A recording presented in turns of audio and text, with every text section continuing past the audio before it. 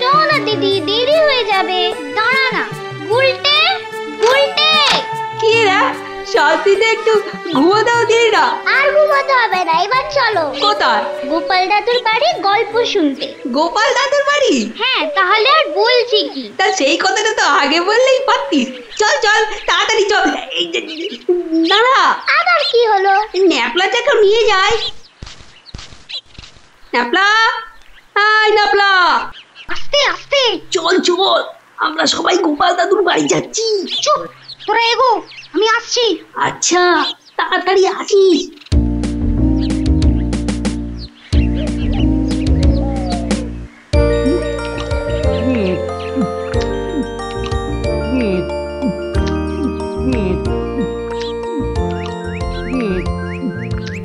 কি গো গোপাল দাদু, খাওয়া হলো?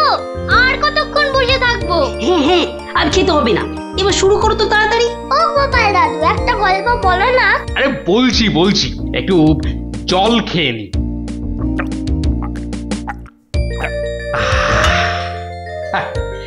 শোন তবে, মন দিয়ে শোন। আমি তো মহারাজ কৃষ্ণচন্দ্রের রাজসভায় রোজই যাই, হাসি তামাশা করি, তা বেশ আনন্দেই দিন কাটছিল। তা কয়েকদিন হলো আমি শরীর খারাপের জন্য যেতে পারিনি, বুঝলি। সেই সময়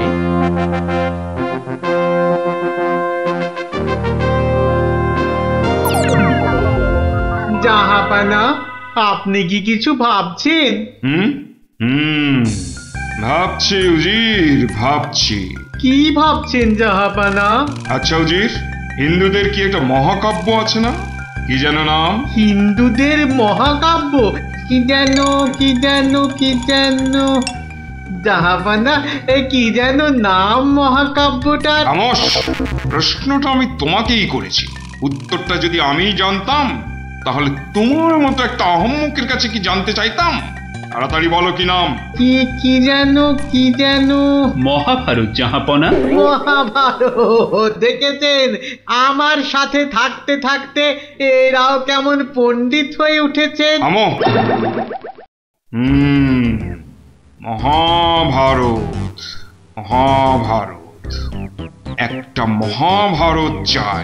এই কথা আমি এক্ষুনি আনানোর বন্দোবস্ত করছি জাহাপানা। থামো, হিন্দুদের মহাভারত নিয়ে আমি কি করব? আমার একটা নবাবী মহাভারত চাই। নবাবী মহাভারত? নবাবী মহাভারত। তা কি করে সম্ভব জাহাপানা? সেসব আমি কিছুই শুনতে চাই না। চাই মানে চাই, আমার নবাবী মহাভারত চাই। আগে বুঝেছি জাহাপানা, চাপা খুঁজে ফেরে পরশ পাথর। কিছু বললে নাকি? না জাহাপানা, কি করা যায় দেখি। আমার মাথায় একটা মতলব এসেছে। শুনেছি মহারাজ কৃষ্ণচন্দ্রের সভায় নাকি অনেক পণ্ডিত আছেন। হ্যাঁ জাহাপানা, ঠিকই শুনেছেন। ওনাকে এক্ষুনি চিঠি লিখে আমার ইচ্ছেটা জানিয়ে দিন। জো হুকুম জাহাপানা, কিন্তু মানে কি লিখবো যদি একটু বলে দেন। যত সব অপদার্থ জুটেছে আমার সভায়, কি লিখবে সেটাও নাকি আমাকেই বলে দিতে হবে। লিখবে, যত শীঘ্র সম্ভব আমাকে একটা নবাবী মহাভারত লিখে পাঠানো হোক, তার জন্য যা খরচ তা আমি সব দেবো, কিন্তু আমার নবাবী মহাভারত চাই। না পেলে কিন্তু সবার গর্দন যাবে। জো হুকুম জাহাপানা, আমি আজই চিঠি দিয়ে লোক পাঠাচ্ছি।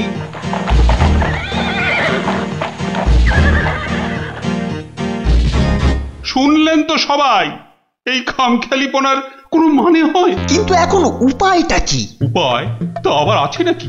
থাকলে তো মুন্ডুটা বাঁচতো। এখনই এত হতাশ হবেন না মহারাজ, কিছু একটা উপায় বার করতেই হবে। একটু ভাবতে হবে, ভাবতে হবে। আরে ভাবুন ভাবুন, আপনারাও সবাই মিলে ভাবুন। যদিও ভেবে লাভ নেই, তবু ভাবুন ভাবুন।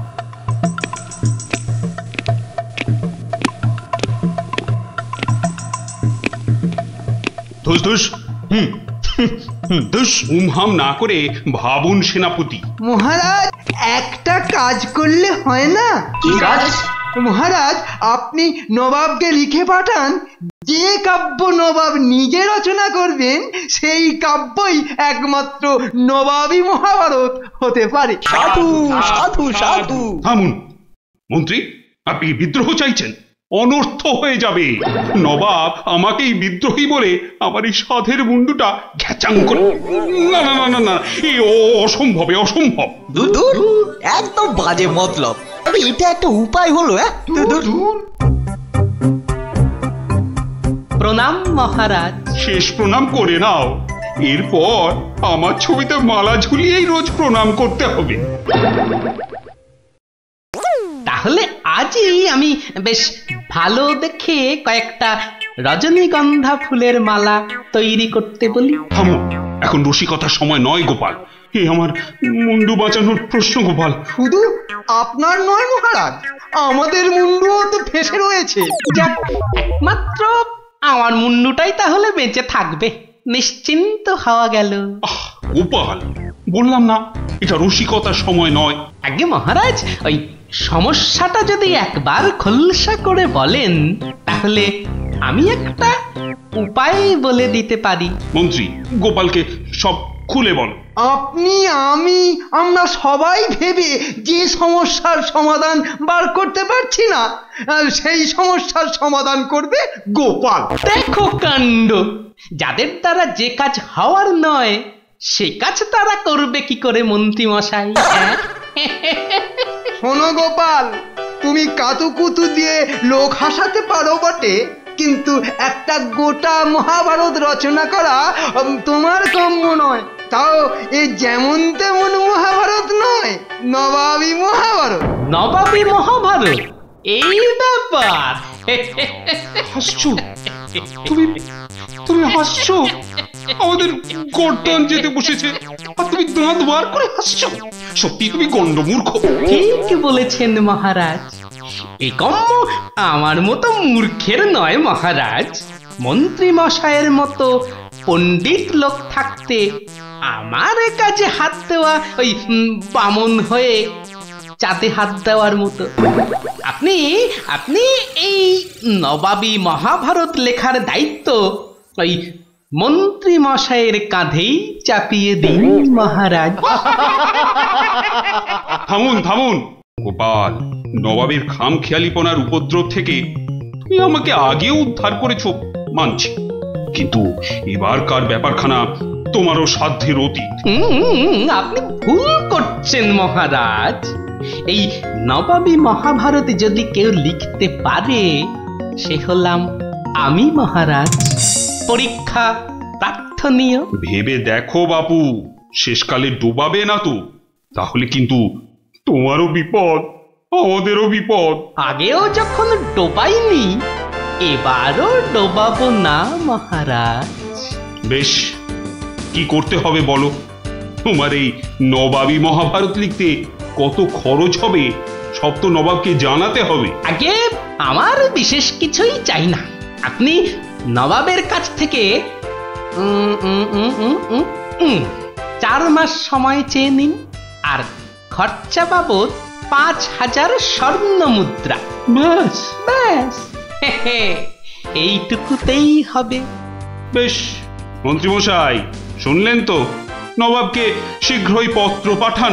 যথাজ্ঞা মহারাজ। তার নবাবী মহাভারত লিখবে কোথায়? ভাবছি বাড়িতে বসেই লিখব। সে কি, 4 মাস তুই রাজসভায় আসবে না? কি করব মহারাজ, হাতে সময় বড়ই কম। না না না, তা হবে না। রোজ না হয় সপ্তাহে অন্তত 3 দিন তোমাকে কিছুক্ষণের জন্য হলেও রাজসভায় আসতেই হবে, তা না হলে তো আমি শান্তি পাবো না। বেশ, আপনার ইচ্ছা যখন তাই হবে। এখন তাহলে আমি আসি মহারাজ। এসো।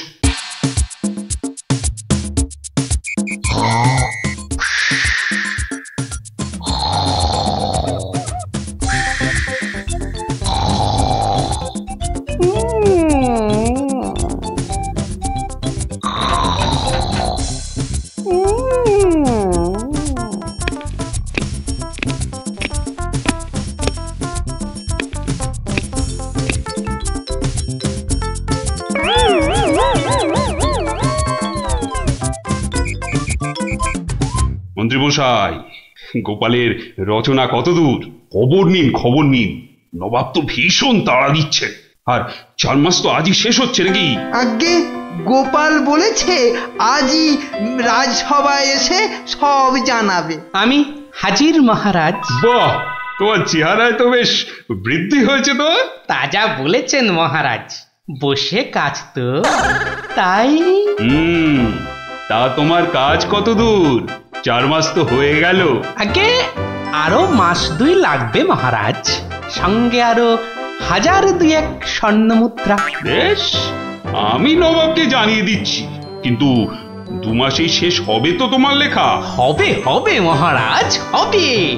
শেষ হলে দেখবেন সবার পিলে একেবারে চমকে যাবে। তা ভালো। আমি তাহলে আসি মহারাজ, কালই আমার বাড়িতে স্বর্ণ মুদ্রাগুলো পাঠিয়ে দেবেন। প্রণাম মহারাজ। বেশ বেশ।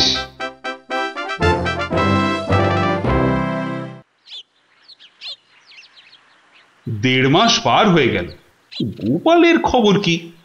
এদিকে ভয়েতে যে হাত পা সব পেটের ভেতর ঢুকে যাচ্ছে।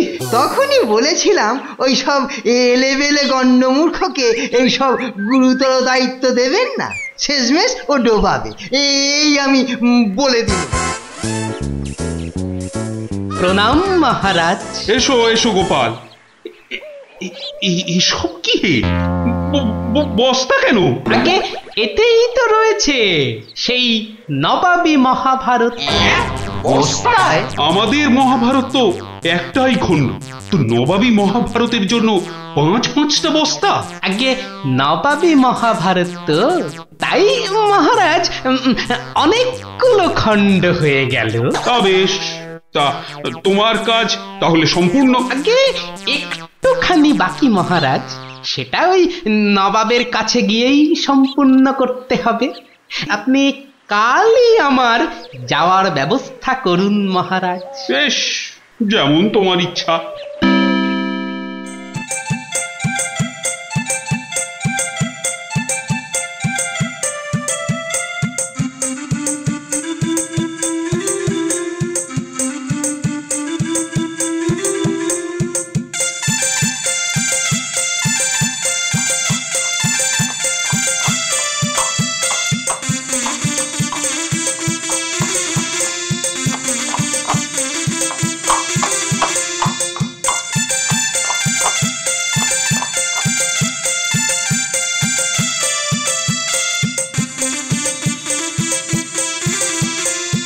জাহাপানা, মহারাজ কৃষ্ণচন্দ্রের কাছ থেকে গোপাল এসেছে।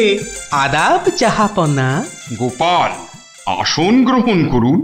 নবাবী মহাভারত এনেছেন? এনেছি, বাইরে গরুর গাড়িতে আছে হুজুর। হ্যাঁ, নবাবী মহাভারত গরুর গাড়িতে? কেন, ঘোড়ার গাড়ি করে আনলেই তো পারতেন।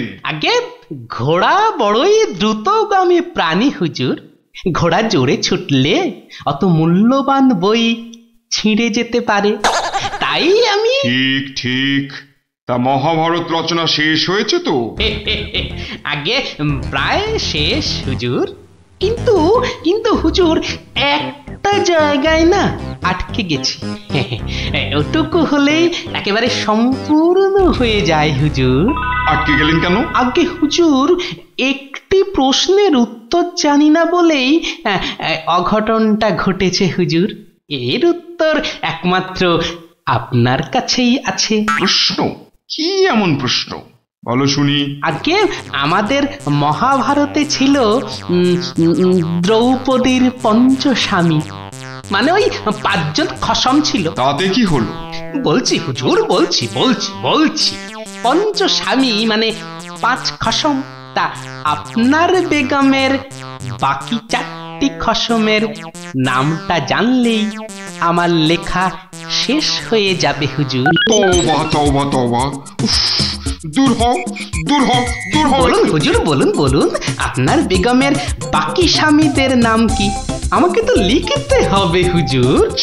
বলুন। ছিঁড়ে ফেলো, তোমার ওই মহাভারত চাই না। দেখো কাণ্ড। চাই না আমি। সে কি, এত কঠিন পরিশ্রমের সাধনার ফসল নষ্ট করে ফেলবো হুজুর। বললাম তো চাই না ওই ছাই ভস্য নবাবী মহাভারত। ফেলে দাও, ফেলে দাও। আমার এই মন্দ কপাল, ভেবেছিলুম নবাবী মহাভারত রচনা করে ৫,০০০ স্বর্ণ মুদ্রা পুরস্কার পাবো, আর আপনি বলছেন ছিঁড়ে ফেলতে। না না, পুরস্কার তুমি পাবে, কিন্তু তোমাকে আর ওই ছাই ভস্য লিখতে হবে না। আর যা লিখেছো তা নিয়ে যেন আর ৫ কান করো না। উজির, গোপালকে ৫,০০০ স্বর্ণ মুদ্রা দিয়ে বিদেয় করো। তওবা তওবা। নবাবের দয়ার শরীর।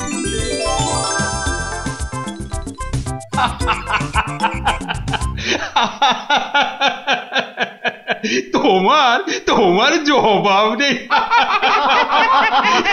কিন্তু ওই মহাভারতে তুমি কি লিখেছো তা জানতে যে খুব ইচ্ছে করছে। এ কি, এই যে সব বাজে কাগজ। বুদ্ধি থাকলে বাজে কাগজই নবাবী মহাভারত হয়ে যায় মহারাজ। মন্ত্রী মশাই, এই গোপালকে ২,০০০ স্বর্ণ মুদ্রা পুরস্কার দেওয়া হোক এক্ষুনি।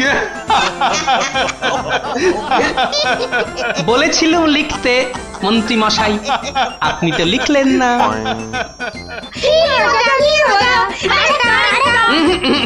আজ আর নয়, তোরা এবার সব বাড়ি গিয়ে পড়তে বস।